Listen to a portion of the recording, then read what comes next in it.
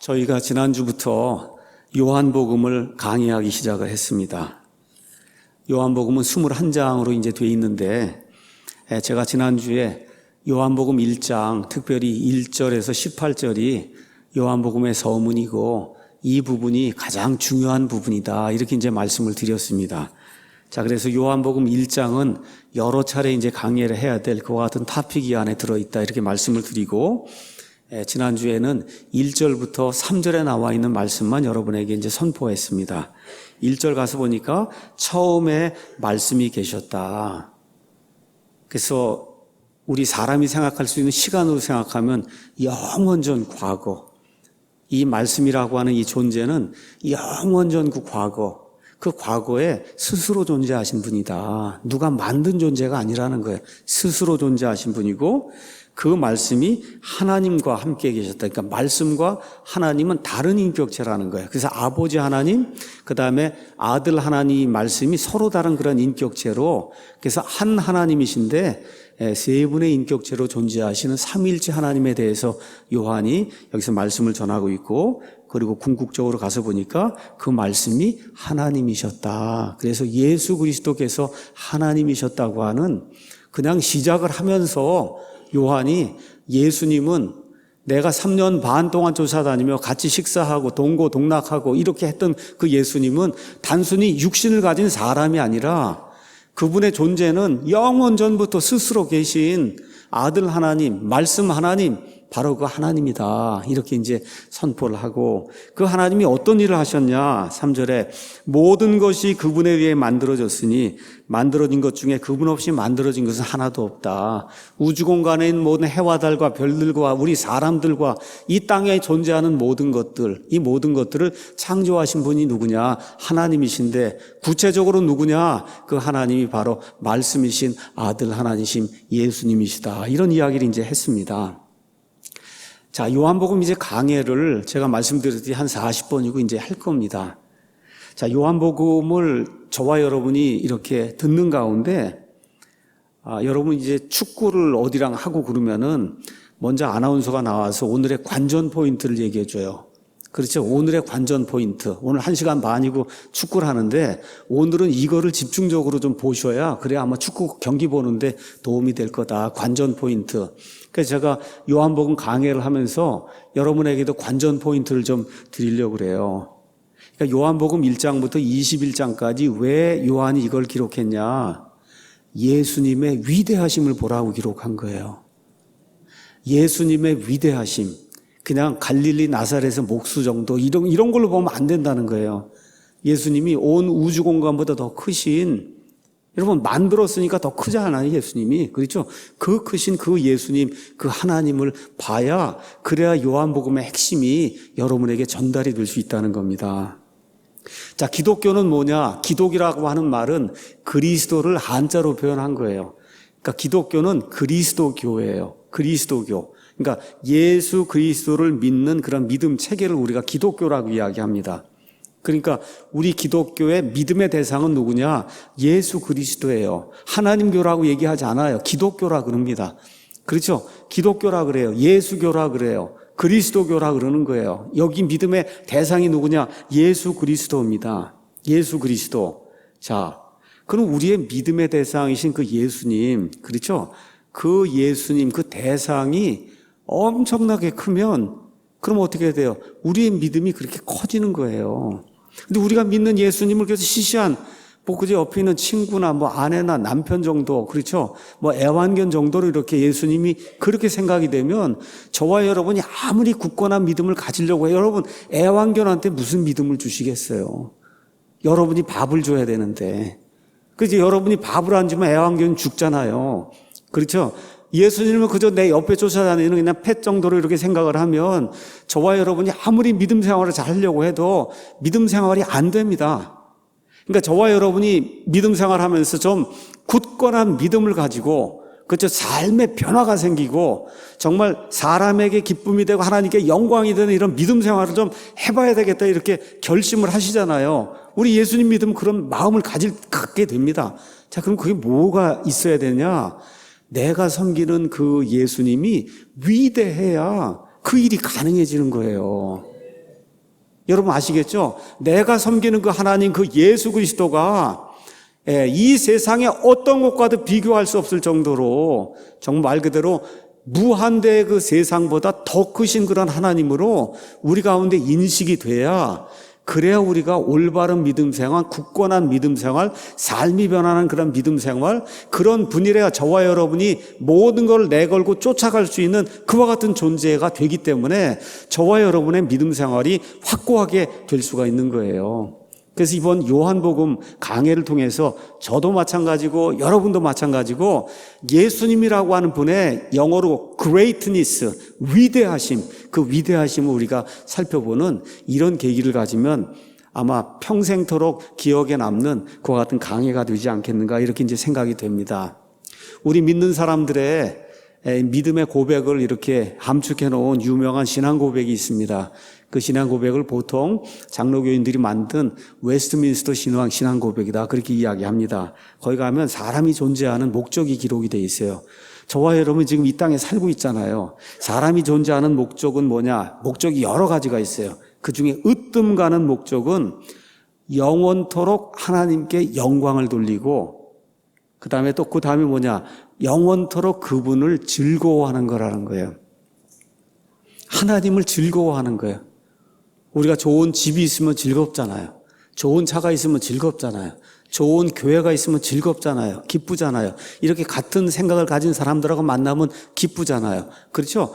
영원토록 우리 하나님이 그런 대상, 내가 정말 기뻐하는 그런 대상, 즐거워하는 대상, 이게 되는 게 인간이 존재하는 목적이다. 으뜸가는 목적이다. 첫 번째는 그 하나님께 영광을 돌리는 거예요. 이 모든 것이 하나님에 의해 이루어졌기 때문에 정말 우리 하나님은 영광을 받기에 부족함이 없는 그러한 존재이십니다 하고 영광을 돌리고, 그래서 그분 때문에 즐거워하는 거예요. 하루 이틀이 아니라 영원 무궁토록. 아시겠죠? 그게 우리 인간의 목적이라는 겁니다. 존재하는 목적. 그래서 오늘은 예수 그리스도는 생명의 참빛, 이 빛에 긍정적으로 반응하고 살아야 된다. 이 빛에 긍정적으로 반응하고 살아야 된다. 이런 제목을 가지고 여기 요한복음 1장 4절에서 9절 말씀을 여러분에게 이제 전달하도록 하겠습니다. 모르겠어요. 저는 요한복음을 이렇게 시작을 하니까 이렇게 전달할 내용이 굉장히 많이 생각이 나요. 이거를 어느 면에서 여기 요한복음 자체가 성경이 맨 마지막에 AD 90년경에 기록이 된 거거든요. 이게 신약과 구약을 전체를 통합을 해서 사도 바울의 서신서까지 다 통합을 해서 맨 마지막으로 하나님이 나는 이런 존재고 인간은 이런 존재고 이렇게 살아야 된다를 최종 종합 정리한 책이 요한복음이에요. 이렇게 되다 보니까 어느 면에서 저도 지금까지 한 10년이고 이제 말씀을 선포하고 했는데 이 요한복음을 이렇게 전달하게 될 때 내가 알고 있는 모든 것들을 요약을 해서 요한처럼 이렇게 강해를 해야 되겠다는 그런 마음이 이렇게 이제 생겨나는 거예요. 그래서 여기 1절부터 3절 지난주 1시간 했고 오늘 4절부터 9절 이렇게 해서 이제 몇 절은 이제 강의하는데, 이 강의 오늘은 빛에 대해서 이제 강의하려고 하는데 이 빛 얘기를 하려고 보니까 그냥 창세기부터 요한계시록까지 빛 얘기가 너무 많은 거예요. 빛. 그렇죠? 그래서 이거를 너무 많아요. 이 얘기가. 이거를 그래서 좀 줄여갖고 해야지 이거를 한 절하고 두 절하고 이렇게 할 수가 없잖아요. 그래서 줄여서 성경이 얘기하는 빛이 무언가 여러분에게 전달하는 그런 시간을 좀 갖도록 하겠습니다. 4절 가서 보니까 그분 안에 생명이 있었으며 그 생명은 사람들의 빛이더라. 예수님 안에 생명이 있었다는 거예요. 생명이 있었다. 자, 요한복음을 읽으시면 여러 가지 중요한 단어가 나옵니다. 그 중요한 단어 중에 하나가 뭐냐? 생명이라는 단어가 요한복음에 많이 나와요. 21장 기록이 돼 있는데 생명을 찾아보면 life라고 하는 그런 단어가 44번이 나옵니다. 그러니까 한 장에 적어도 2번은 생명이라는 얘기가 나오는 거예요. 생명. 근데 그 생명이 여기 가서 보니까 예수님 안에 있었다는 거예요. 예수님 안에 생명이 있었다. 자, 그러니까 예수님 자체가 이제 생명이신데 지금부터 한 6,000년 전쯤에 하나님께서 마귀와 그의 천사들에게 하나님의 온갖 지혜를 알려주시기 위해서 그래서 온 우주 공간을 창조하시고 해와 달과 별들을 만드시고 사람을 이제 창조하셨어요. 땅을 만드셨어요. 자, 그래서 가서 보니까 우리 성경 말씀을 창세기에 있는 거 가서 그대로 보시면 생명은 오직 땅에만 존재합니다. 지구에만 존재해요. 지금 뭐 사람들이 머리가 커져갖고 저 밖에도 무슨 생명체가 존재한다 그러고 뭐 나가봐야 된다고 그러는데 여러분 성경대로 믿으면 하나님의 관심사는 오직 이 지구만 있습니다. 지구. 요 조그만 별에만 하나님이 관심사가 있고 그 무한하신 하나님이 요 조그만 지구에 들어오신 거예요. 이 지구는 우주 공간에서 보면 먼지보다 작은 거예요. 여러분 이게 엄청 크잖아요. 지금 우리 지구가 우주 공간이라고 하는 데 가서 보면 지구는 먼지보다 작아요. 그 먼지보다 작은 그 지구 안에 하나님이 사람의 몸을 입고 오셨어요. 성경대로 믿으면 그러면 생명체는 땅에만 존재합니다. 확실한 거예요. 자, 그러면 생명체가 이 땅에만 존재하는데 많은 사람들이 지금 하도 세뇌가 많이 되다 보니까 진화론에 잘못 생각하는 게 있어요. 자, 제가 여러분에게 확실한 과학의 사실, 원리를 하나 알려드리겠습니다. 그것은 뭐냐? 생명은 생명에서만 납니다. 죽은 개가 개 못 낳습니다. 맞습니까? 죽은 개미가 개미 못 낳아요. 꼭 살아있는 새, 살아있는 개, 살아있는 사자만 살아있는 생명을 낳습니다. 그게 무슨 얘기냐? 그냥 생길 수가 없다는 거예요. 우리 생명체가 있어요. 우리 할아버지가 있어요. 그 위에 할아버지가 있어요. 할아버지가 있어요. 그럼 이로 넘어가면 맨 처음에 나와 있는 그 할아버지가 누구예요? 성경이 아담이라고 얘기하잖아요. 그렇죠? 근데 아담이 스스로 생길 수 없다는 거예요. 어떻게 누가 생명을 부여해야만 생길 수 있다는 겁니다. 맞습니까? 예. 그래서 진화론이라고 하는 거, 생명체가 무생명체에서 나온다고 하는 것은 이 세상에 마귀가 가져온 가장 큰 거짓말이에요. 근데 문제가 뭐냐? 거짓말이 크면 클수록 사람들이 잘 믿습니다. 우리 대한민국이 지금 그렇게 돼 있는 거예요. 거짓말이 크면 클수록 사람들이 이제 잘 믿어요. 자, 그러면 성경이 이야기하는 것이 뭐냐? 저 영원전 과거부터 스스로 존재하시며 생명을 가진 그분이 있었는데 그분이 이 땅에 존재하는 모든 존재에게 생명을 불어넣은 생명의 수요자라는 그런 뜻이에요. 여기 지금 나와 있는 게. 그래서 생명을 부여한 이후에 그 이후부터는 생명이 생명을 낳고 생명이 생명을 낳는 그런 일이 진행이 되면서 지금 한 6천 년 동안의 시간이 흘러서 지금 저와 여러분이 마지막 때에 살고 있다. 성경이 지금 그렇게 이야기하고 있는 겁니다. 다시 말해 이 땅에 존재하는 모든 생명체에 생명을 부여하신 분이 누구냐? 여기 가서 읽어보니까 예수 그리스도시다. 개도 생명이 있어요. 나무도 생명이 있어요. 양파에도 생명이 있습니다. 사람에도 생명이 있어요. 호랑이에도 생명이 있어요. 저 바다에 있는 물고기에도 생명이 있어요. 그렇죠? 저 땅속에 들어있는 개미에게도 생명이 있어요. 이 모든 생명의 근원이 누구냐? 예수 그리스도시다. 성경이 그렇게 이야기하는 겁니다. 이 땅에 존재하는 모든 생명의 근원이 영원전부터 스스로 계시는 생명체이신 예수 그리스도시다. 지금 그렇게 이야기하는 겁니다. 자, 그러면 요한이 생명에 대해서 이야기하는데 이 성경에 가서 보면 두 종류의 생명이 있다는 겁니다. 생명이. 하나는 잠정적인 생명이 있어요. 영어로 얘기하면 temporal life가 있어요. 그걸 다른 식으로 얘기하면 earthly life, 이 땅에서만 살 수 있는 그런 생명이 있는 거예요. 그래서 저와 여러분이 이 땅에 많이 살면 70세, 80세, 90세를 살아요. 이게 잠정적인 생명입니다. 잠정적인 생명, temporal life가 있고 예수님이 이 땅에 오신 것은 어떠한 삶을 주려고 해요?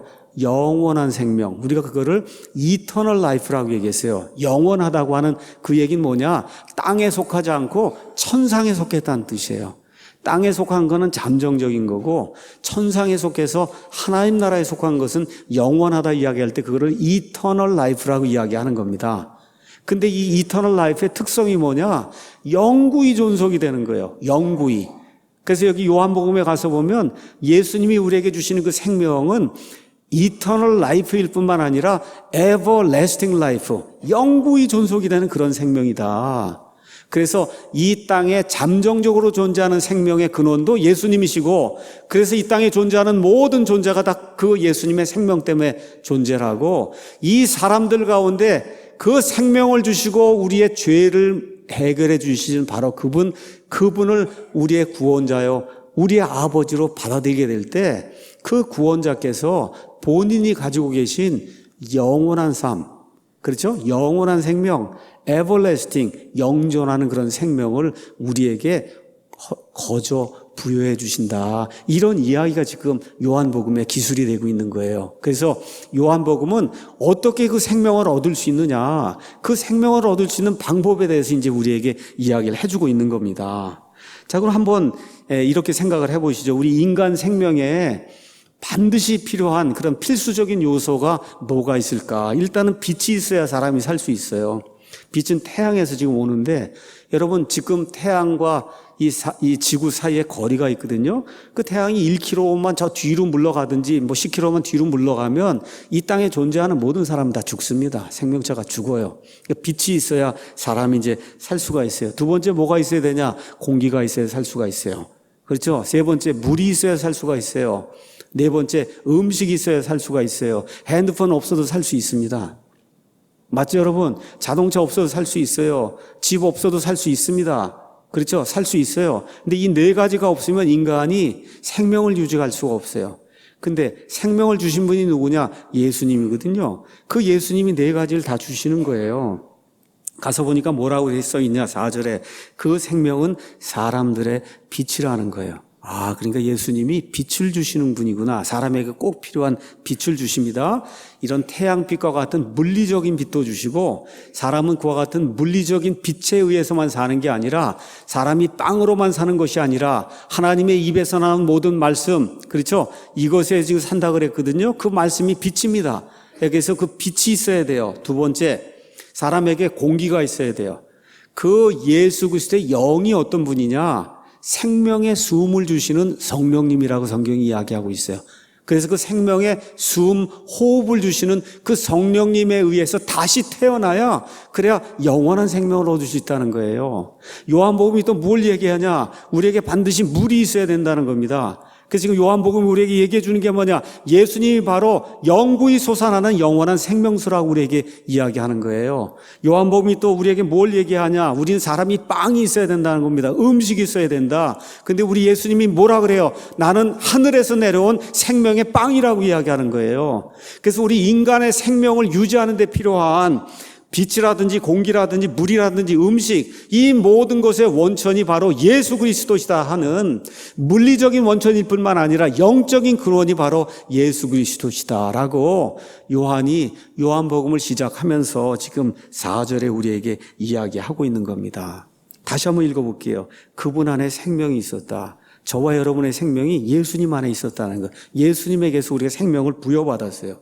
근데 그 생명은 사람들의 빛이다. 그 얘기하고 5절 가서 보니까 그 빛이 어둠 속에 비추되 어둠이 그것을 깨닫지 못하더라. 자, 예수님은 생명의 참 빛이다. 또 예수님 그렇게 이야기하는 겁니다. 그러니까 요한복음은 예수님에 대해서 많이 말씀하게, 나는 문이라고 얘기해요. 나는 길이요 진리요 생명이다. 나는 부활이다. 그렇죠? 예수님이 나는 누구라고 얘기하는 거야. 나는 누구다. 나는 스스로 존재하는 자다. 그렇죠? 이야기하면서 나는 생명이고 또 나는 지금 빛이라고 지금 이야기하고 있는 겁니다.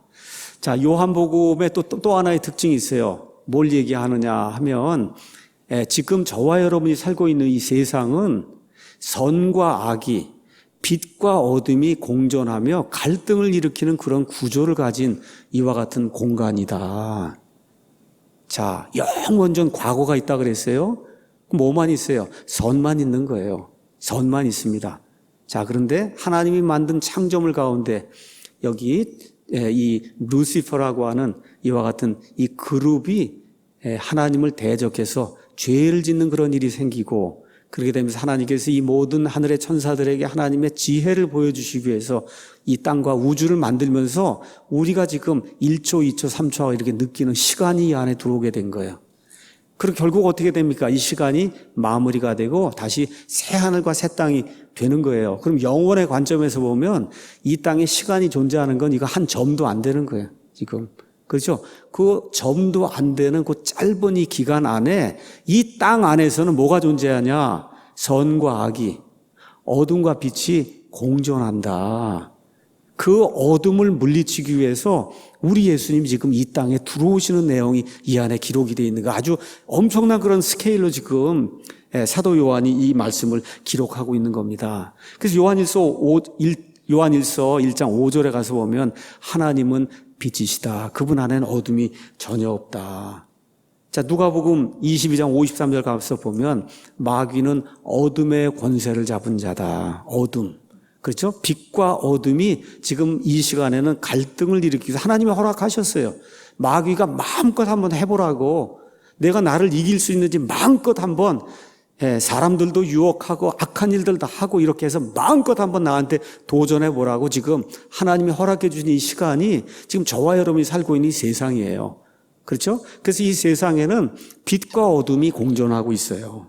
자, 그럼 하나님의 빛, 그러니까 야, 이런 빛을 이야기하는 건가? 이런 빛도 맞습니다. 자, 그런데 하나님의 빛 그러면 여러분이 어떻게 생각하시면 되냐? 하나님의 영광이라고 한번 생각해 보시면 될 것 같아요. 하나님의 영광. 하나님의 영광 아시겠죠? 그럼 하나님의 영광이 도대체 뭘까? 영광. 우리 출애굽기 33장에 가서 보시면 하나님하고 직접 대화를 나눈 사람의 일이 나옵니다. 하나님하고 직접 이야기를 하고 하나님 앞에 가서 시내산에 올라가서 하나님하고 40일 동안 먹지 않고 물도 마시지 않고 금식을 하며 하나님하고 이야기하던 사람의 이야기가 나옵니다. 그 사람의 이름이 뭡니까? 모세죠. 모세가 하나님의 영광을 봤어요. 그렇죠? 그 보는 내용이 이렇게 기록이 되어 있습니다. 모세가 하나님하고 이야기를 했는데 하나님 직접 못 봤단 말이에요. 음성만 들려오는 거예요. 그러니까 모세가 하나님 앞에 간구하는 겁니다. 하나님을 한번 보여주시면 안 되겠습니까? 그렇죠. 하나님을 한번 보여달라는 거예요. 이게 참 기가 막힌 기도입니다. 하나님을 한번 좀 보여주시면 안 되겠습니까? 근데 하나님 뭐라 그래요? 나를 보고는 살 자가 없기 때문에 나를 이렇게 직접 보여줄 수는 없다. 그렇게 하시고는 모세를 데려다가 바위 틈, 갈라진 데 그 틈 속에다 집어넣고 하나님이 이렇게 막습니다, 이거를. 그렇게 해서 어때 조그만 이런 구멍을 통해서 하나님이 이 앞에 지나가는 거를 이렇게 보게 해주세요. 그러니까 하나님의 전면은 보지 못하고 하나님이 지나갈 때 하나님의 뒷면에서 나오는 이와 같은 광채를 볼 수 있게 그렇게 만들어주는 내용이 그 안에 기록이 돼 있어요. 그래서 예수님, 하나님을 봤다고도 할 수 있고 못 봤다고도 할 수 있는 거예요. 그럼에도 불구하고 어쨌든 하나님이 이렇게 지나가는데 하나님이 지나가고 나니까 그냥 그 뒷면에 엄청난 빛이 발생을 한 거예요. 엄청난 빛, 그 영광의 빛이. 근데 그게 단순하게 우리가 얘기하는 영적인 빛이 아니었어요. 이 빛이 얼마나 강렬했든지 모세는 알지도 못하고 그러고 내려와서 백성한테 내려왔더니 모세의 얼굴이 그냥 막 번쩍번쩍 빛이 나니까 이 사람들이 도저히 무서워서 모세 앞에 가서 이야기를 못하는 거예요. 모세는 알지 못했어요. 내가 얼굴이 이렇게 변했는지.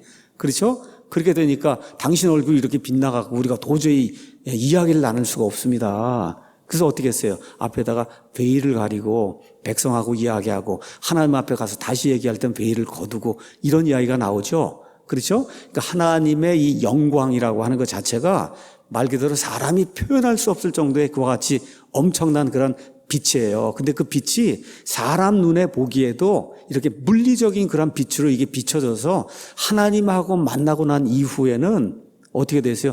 얼굴에 빛이 나는 이와 같은 엄청난 현상이 발생을 했다. 이게 지금 하나님은 빛이라고 하는 그런 의미로 저와 여러분이 이제 생각을 해보면 됩니다. 자, 이렇게 된 것을 하나님이 보여주시기 위해서, 나는 빛이라는 걸 보여주시기 위해서 어떻게 했어요? 성막 위에 구름과, 낮에는 구름에서 빛이 나고 밤에는 불에서 빛이 나고, 이렇게 해서 하나님이 빛이라고 하는 사실을 이스라엘 온 백성이 광야 40년 생활하는 동안 볼 수 있도록 만들어줬어요. 그와 같은 그 빛의 영광을 쉐카이나 영광이다. 이 히브리 말로 쉐카이나, 그 하나님의 놀라운 그 빛 영광을 쉐카이나 영광이다. 이제 그렇게 이야기하는 겁니다. 자, 그래서 우주 공간이 이제 형성이 되는 창세기 1장을 잠깐 가서 보겠습니다. 창세기 1장, 하나님이 저와 함께 머릿속으로 한번 생각을 해보세요. 머릿속으로 처음에 하나님께서 하늘과 땅을 창조했어요. 여기 나와 하늘은 우주예요. 우주 아직 별 없는 겁니다. 뭐만 있냐 하면 엄청나게 넓은 그 우주에 지구만 하나가 딱 있는 거예요. 지금 첫째 날 지구를 만들어요. 지구 하나가.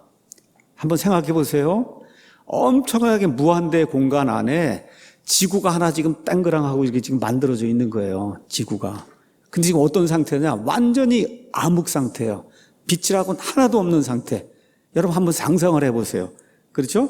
땅은 형태가 없고 비어 있었고 지금 어둠이 깊음의 표면 위에 있고 하나님의 영이 물들의 표면에서 이제 움직이시면서 하나님이 첫째 날 땅 만들고 그 다음에 우주 공간을 다 펼쳐놓은 다음에 첫째 날 하신 일이 뭐냐?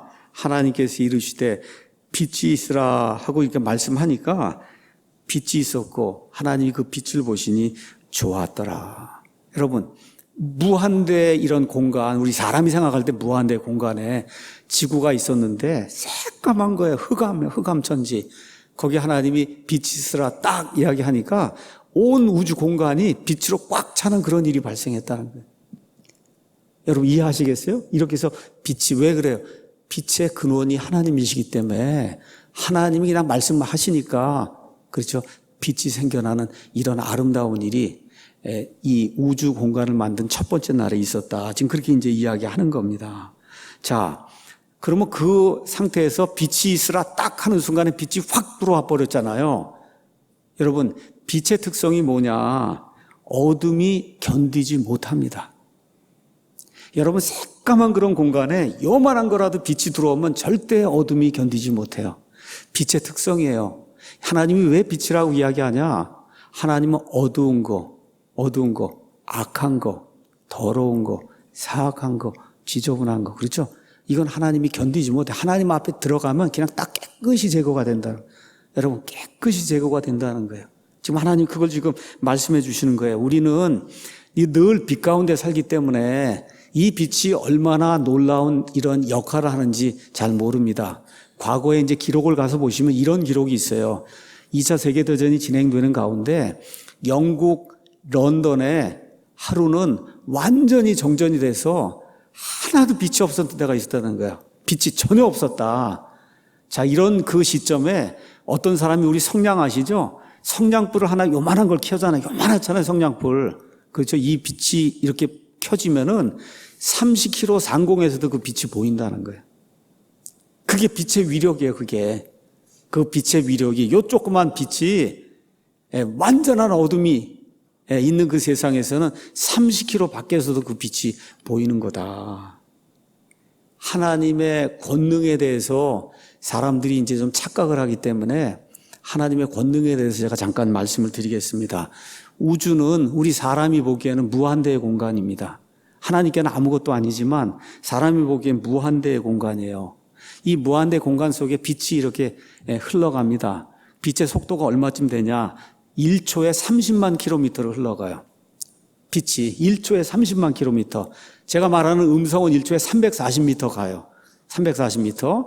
우리 비행기는 1초에 한 250m 갑니다. 우리 비행기는. 근데 빛은 30만 킬로미터를 가요. 이게 무슨 얘기냐? 여기 지구가 있고 여기 달이 있거든요. 이 거리가 30만 킬로미터예요. 30만 킬로미터.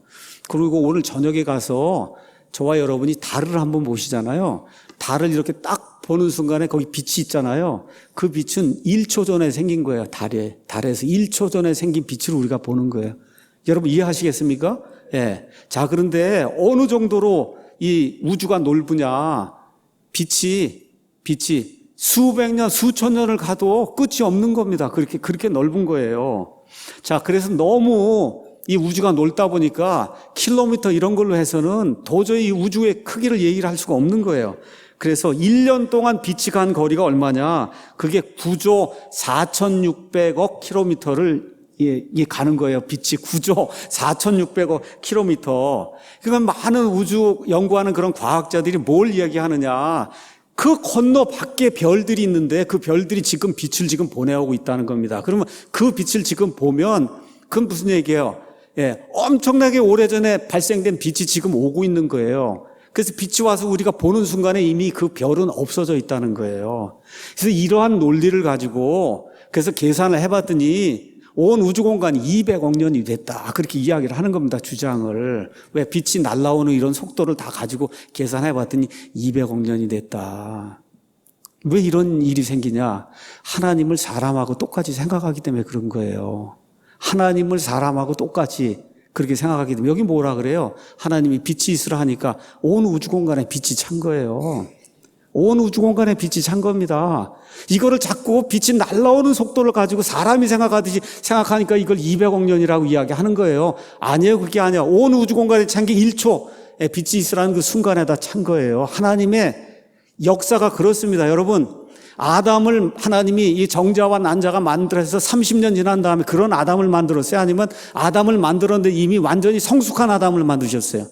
성숙한 아담을 만들었듯이 하나님이 우주 공간을 만드셨을 때 처음부터 지금 저와 여러분이 보고 있는 성숙한 우주 공간을 하나님이 순식간에 만드시는 거예요. 이거를 자꾸 사람 생각으로 뭐 빛이 날아오는데 얼마가 돼 이런 식으로 생각하니까 이게 하나님을 뭐처럼 취급하는 거예요? 저와 여러분 같은 인간으로 취급하는 거거든요. 이렇게 보면 안 되는 거예요.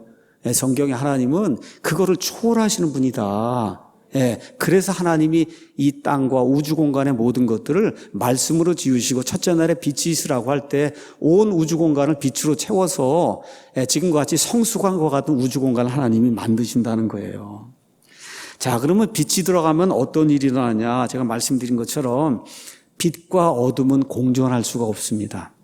이게 빛의 특성이에요. 빛과 어둠은 공존할 수 없다. 아무리 어두운 데라도 요만한 빛이 들어가면 그러면 반드시 어둠이 물러가게 돼 있어요. 우리나라 조선시대까지 정말 이 세상에서 가장 못 사는 나라였습니다. 미신 섬겼죠.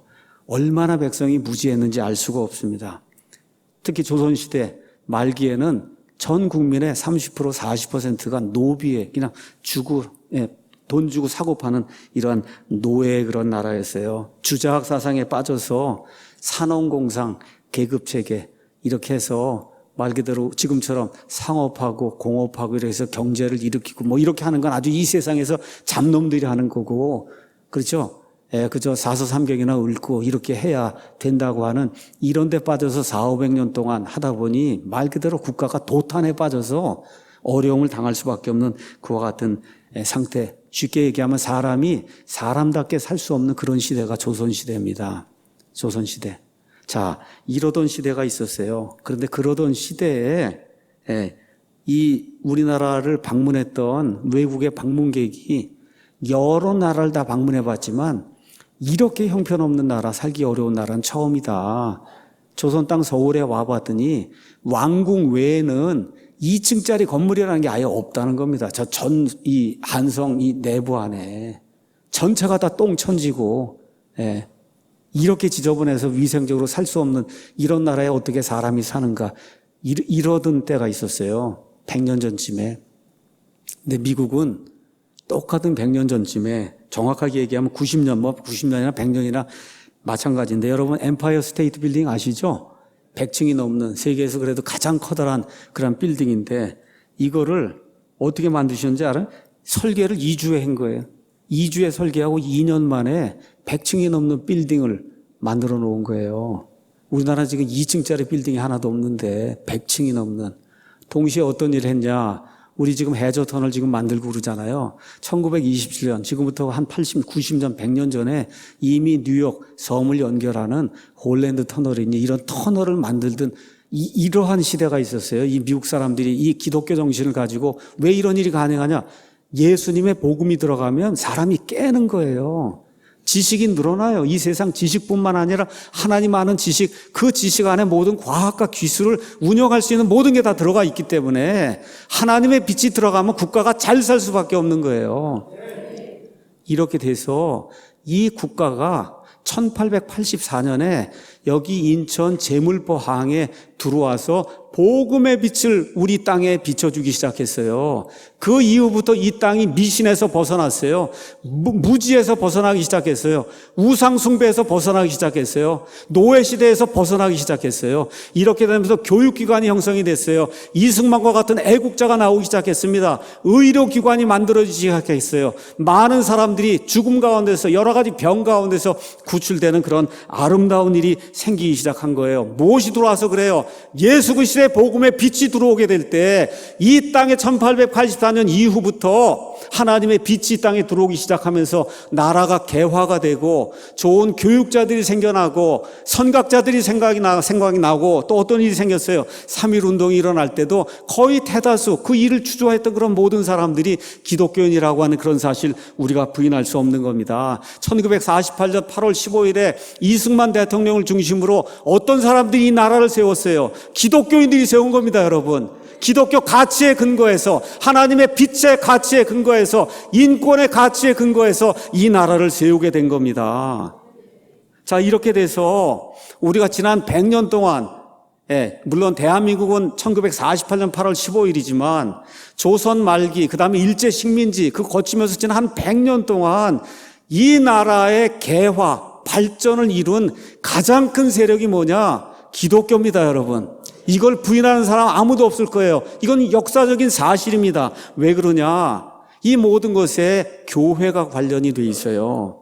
대한민국의 헌법은 어디에서 온 거예요? 미국 헌법에서 온 겁니다. 미국 헌법은 어디에서 온 거냐? 기독교에서 온 거예요. 하나님의 자유의 빛에서 온 거예요. 이 모든 것이 대한민국을 이렇게 개화시키고 그래서 어떻게 해서 어두움을 밀어낸 겁니다. 미신의 어두움, 그렇죠. 무지의 어두움, 노예시대의 그런 어두움, 이런 모든 것들을 다 물리치고 그리고 저와 여러분이 자유를 가지고 마음껏 하나님을 섬길 수 있고 자기가 원하는 것을 할 수 있는 이런 자유민주주의, 이와 같은 경제체제를 만들게 된 거예요.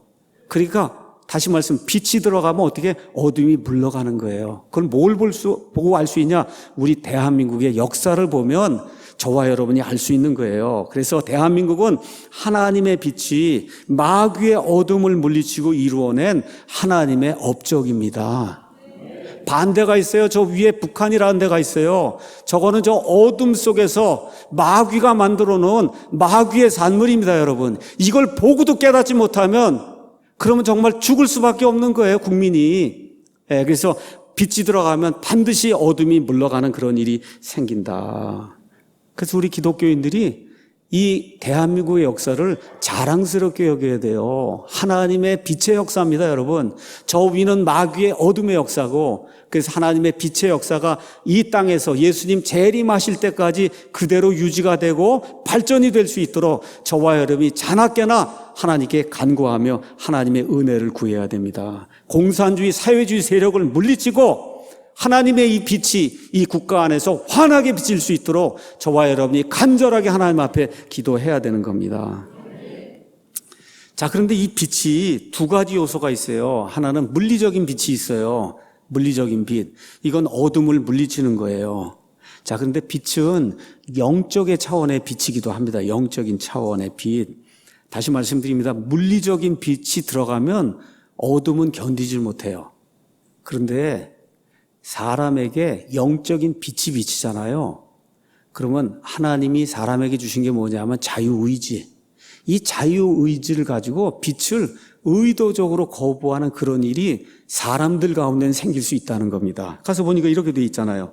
그 빛이 어둠 속에 비치되 어둠이 그것을 깨닫지 못하더라. 이렇게 기록이 돼 있어요.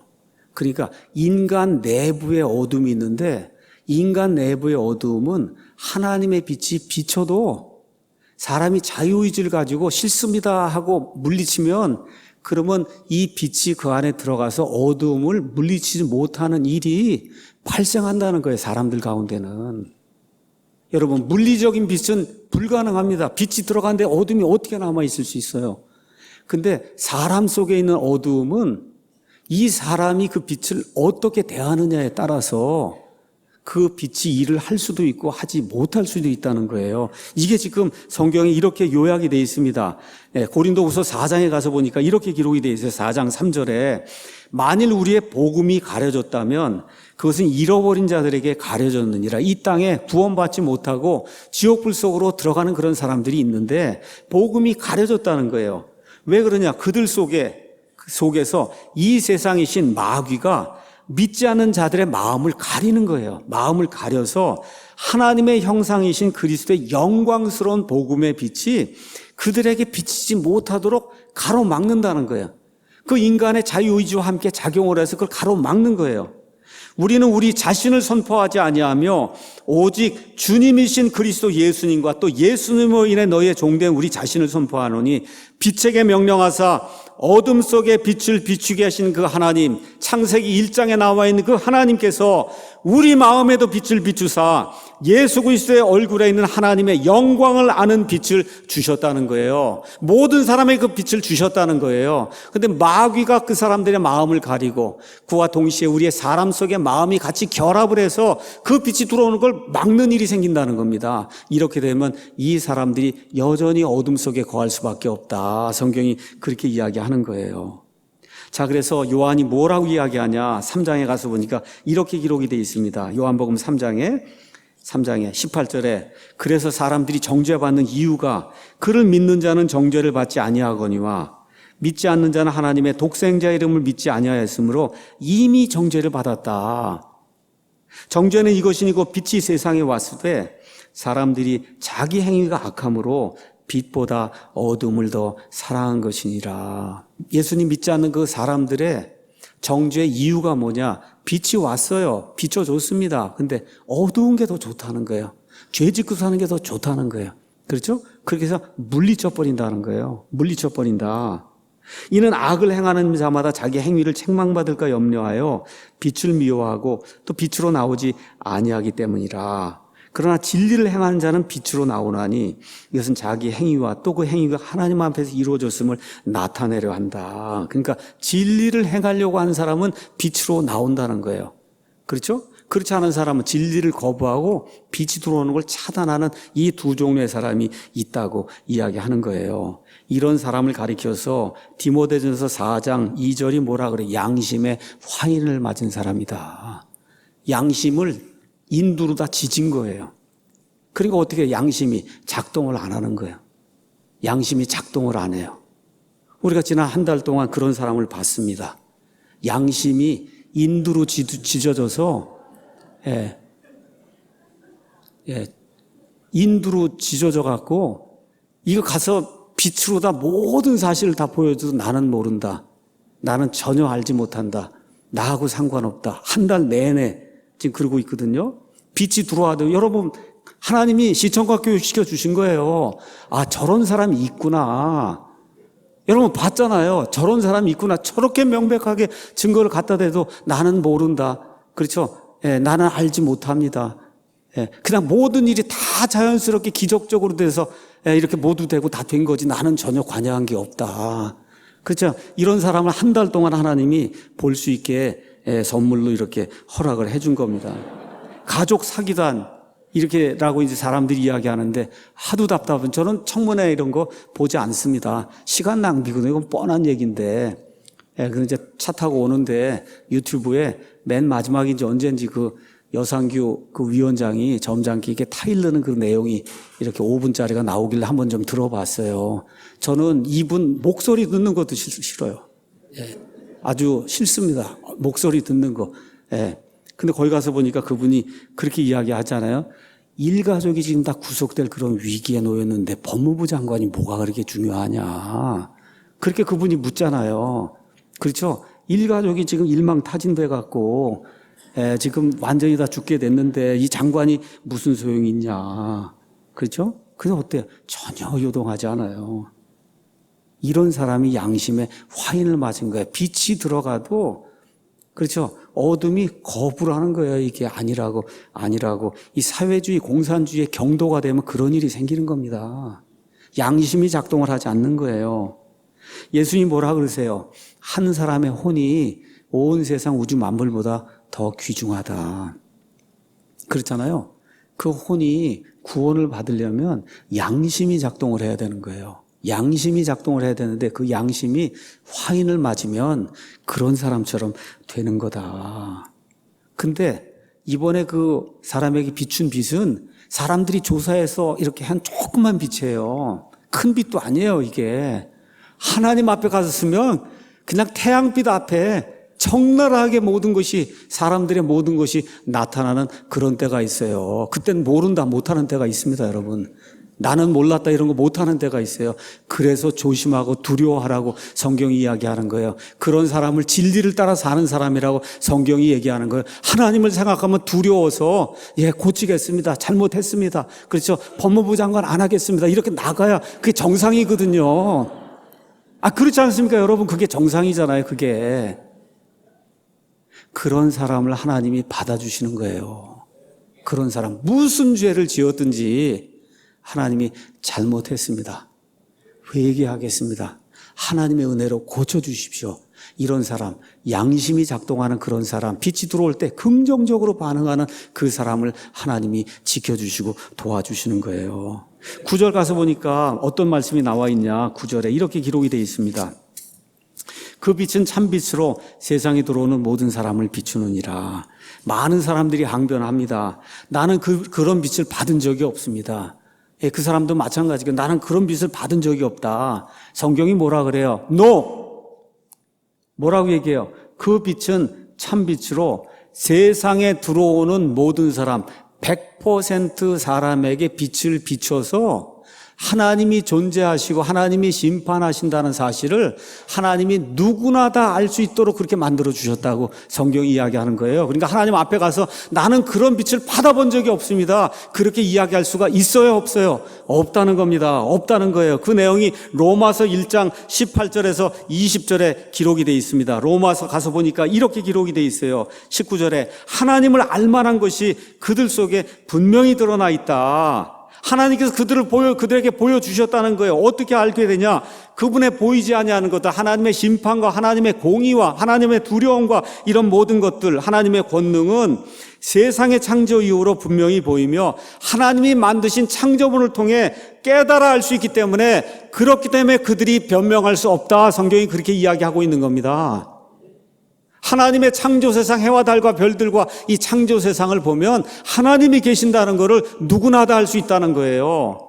2장에 가서 보니까 이렇게 기록이 되어 있습니다. 2장에 14절에 율법을 소유하지 않은 이방인들이 나는 율법이 없습니다. 성경이 없습니다. 그럼 뭐라 그래요? 본성을 통해 율법 안에 들어있는 것을 행할 때 이런 사람들은 율법을 소유하지 않아도 자기에게 율법이 되나니 이런 사람들은 또한 자기 양심이 증언하며 자기 생각들이 서로 고소하고 변명하는 죄를 지으면 양심이 너 그거 하면 안 돼 하고 그렇죠. 서로 고소하고 변명하는 가운데 자기 마음속에 이르던 율법의 행위를 보이기 때문에 하나님께서 이와 같은 양심을 통해서 창조 세상을 통해서 하나님이 계시고 하나님의 공의가 있고 하나님이 심판하고 있다는 사실을 이 땅에 생명체로 들어오는 모든 사람에게 하나님이 보여주셨다는 거예요.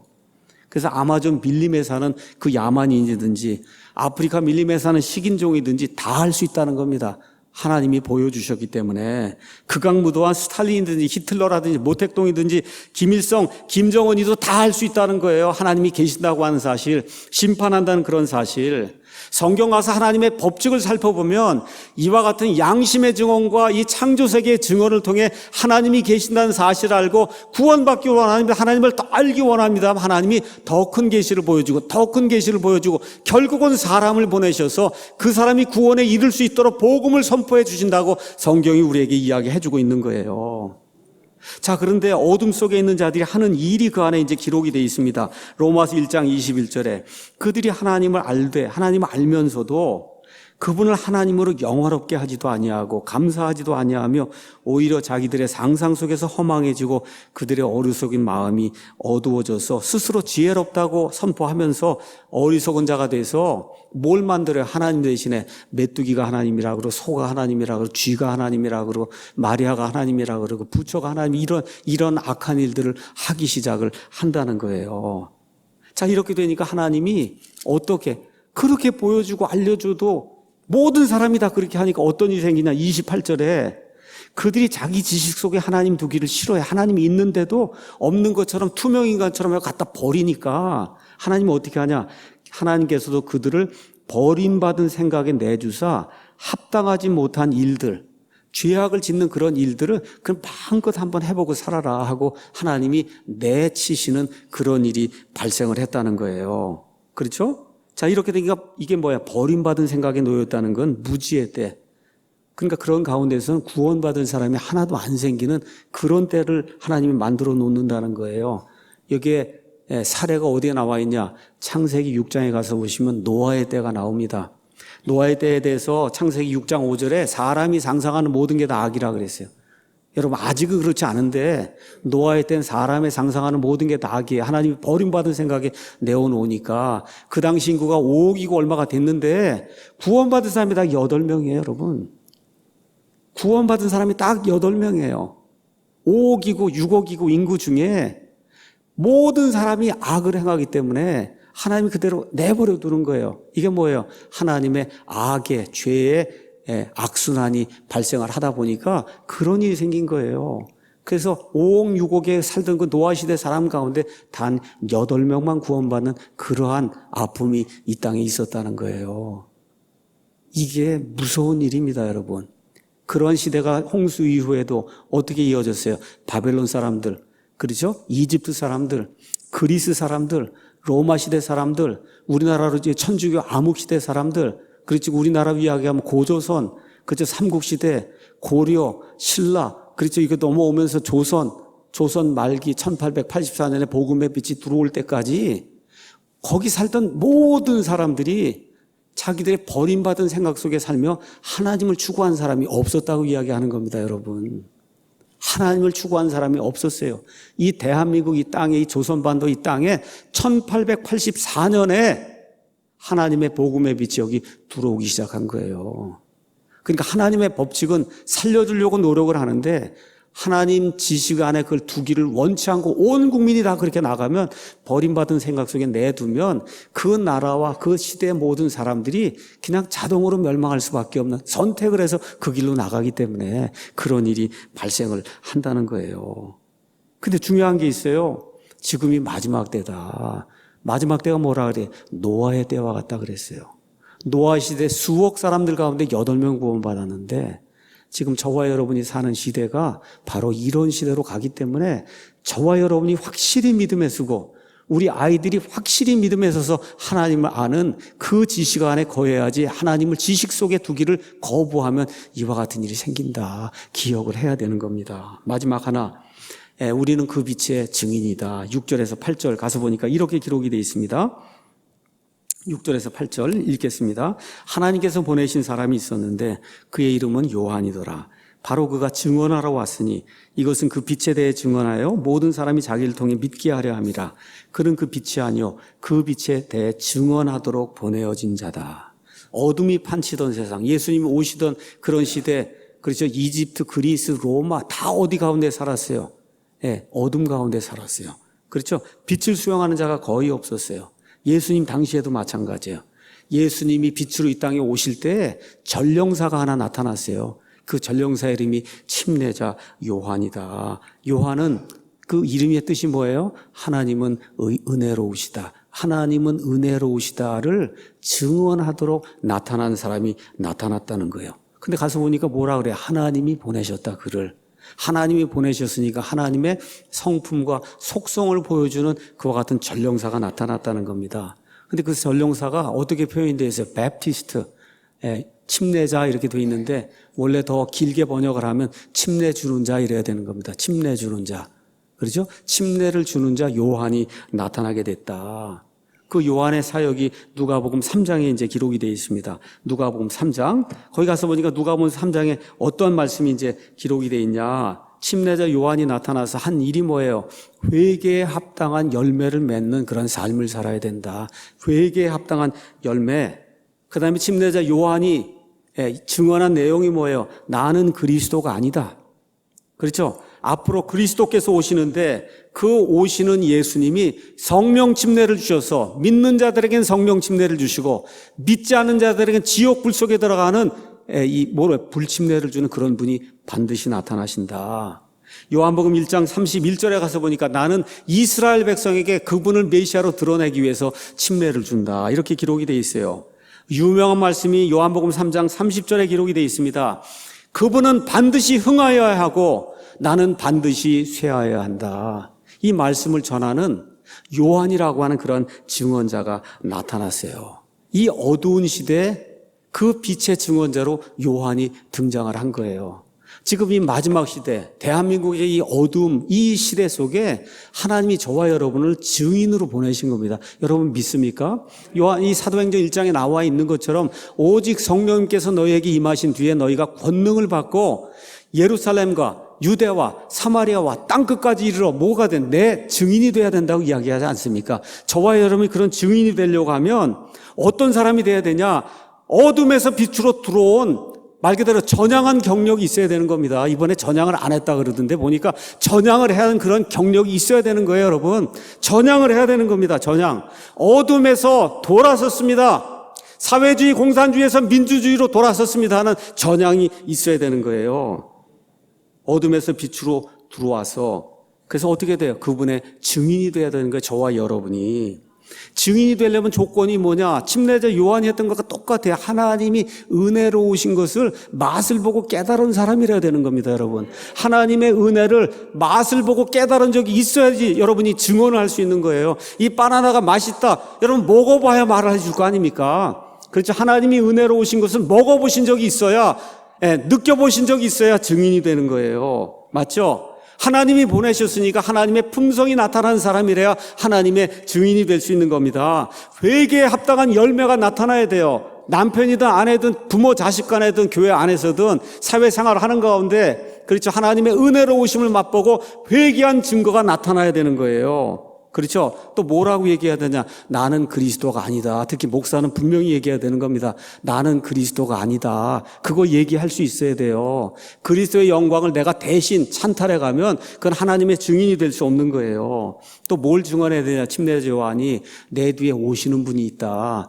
우리는 뭘 증언해야 돼요? 재림하시는 예수님이 있다고 증언해야 되는 거예요. 그 예수님 오셔서 성령 침례를 주시고 지옥불 속으로 떨어뜨리는 불침례를 주신다고 하는 강력한 경고의 메시지를 전해야 그래야 증인이 되는 거예요. 어떤 일을 해야 되냐? 오직 예수님만을 드러내야 되는 겁니다. 내가 아니고 예수님을 드러내야 그래야 예수님의 증인이 돼요. 맨 마지막으로 뭘 해야 되냐? 나는 반드시 어떻게 쇠해야 되고 예수님은 반드시 흥해야. 이게 쇠하다 흥하다로 돼서 좀 근데 영어로 가서 보면 He must increase. increase 아시죠? 우리 중학교 때 배우는 그분은 계속해서 늘어나야만 되고 I must decrease. 나는 계속 줄어들어야 된다는 거예요.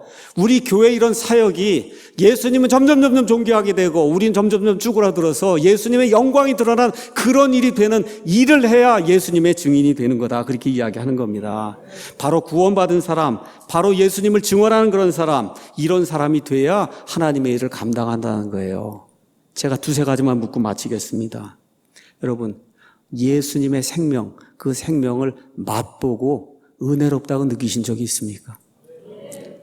내 속에 있는 어두움, 그 빛이 들어올 때 오케이 하고 어두움 밀어내고 예수님 참빛을 받아들이신 적이 있으세요? 네, 이게 있어야 구원받는 거예요. 영접하셨습니까? 구원자로 영접하셨어요? 지금 증인의 역할을 어떤 식으로든 하고 있습니까? 네, 오늘 주신 메시지가 예수님은 참빛인데 그 참빛이 들어오면 우리가 증인이 돼야 된다고 하는 거, 이걸 기억하시고 이번 한 주 동안 하나님의 은혜 가운데서 증인의 역할을 하는 아름다운 성도가 되기를 예수님의 이름으로 축원합니다.